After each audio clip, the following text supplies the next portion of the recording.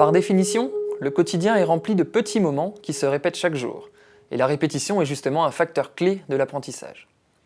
Profitez de chaque moment de la journée pour interagir avec votre enfant et pour varier ses positionnements.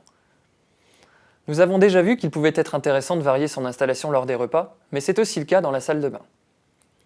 Pour changer une couche, il est préférable de ne pas tirer brusquement sur les jambes de votre bébé.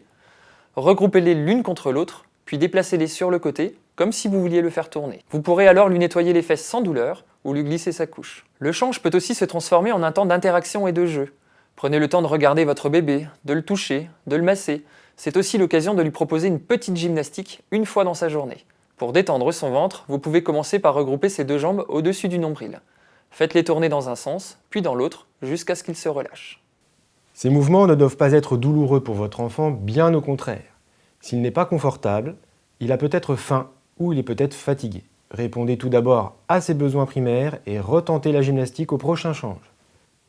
Il est aussi possible de faire des petits mouvements de pédalo, une jambe après l'autre.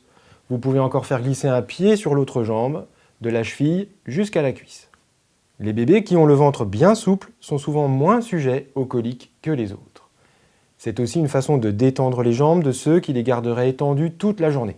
Ces jeux peuvent se faire également au niveau des bras. Prenez la main de votre bébé, approchez-la lentement de son visage jusqu'à le toucher.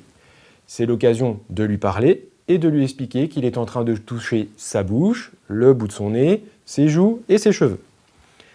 En les répétant régulièrement, ces petits jeux favoriseront sa souplesse et le développement de sa motricité. C'est aussi, pour vous, une façon d'apprendre à mieux reconnaître ses expressions et à vous adapter à ce qu'il ressent. De son côté, il va apprendre à vous faire confiance puisque vous lui montrez que vous le touchez d'abord pour lui faire plaisir. La table allongée est aussi un endroit propice pour découvrir le plat-ventre, d'abord sur des temps courts. Dans les premiers mois, les nourrissons gardent souvent une position fœtale qui facilite leur installation. S'il n'est pas confortable la première fois, réessayez tous les jours sur un temps court jusqu'à ce qu'il en prenne l'habitude. Prenez le temps de le rassurer et aidez-vous de la tétine si besoin. Si vous avez besoin de placer votre bébé à plat ventre lors de l'habillage, n'ayez pas peur. S'il est conseillé de dormir sur le dos, le plat ventre à l'éveil n'est pas déconseillé, bien au contraire. Accepter le plat ventre est une étape importante. Si votre bébé est confortable dans cette position, toutes ces grandes étapes du développement moteur seront facilitées, à commencer par ses retournements ou ses premiers déplacements en rampant. Le bain en lui-même est également un temps de jeu formidable pour les bébés. À partir du moment où l'eau est bien appréhendée, votre bébé pourra prendre du plaisir à bouger dans tous les sens. Dès son 2e mois, vous pouvez commencer le bain libre, mais toujours sous la surveillance directe d'un adulte. Ne quittez jamais votre enfant du regard.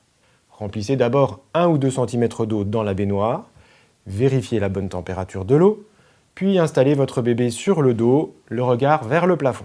Complétez ensuite le niveau de l'eau pour ne pas dépasser ses oreilles. Gardez d'abord vos mains autour de sa tête. S'il est à l'aise, lâchez-lui pour lui mouiller doucement les parties de son corps qui restent à l'air.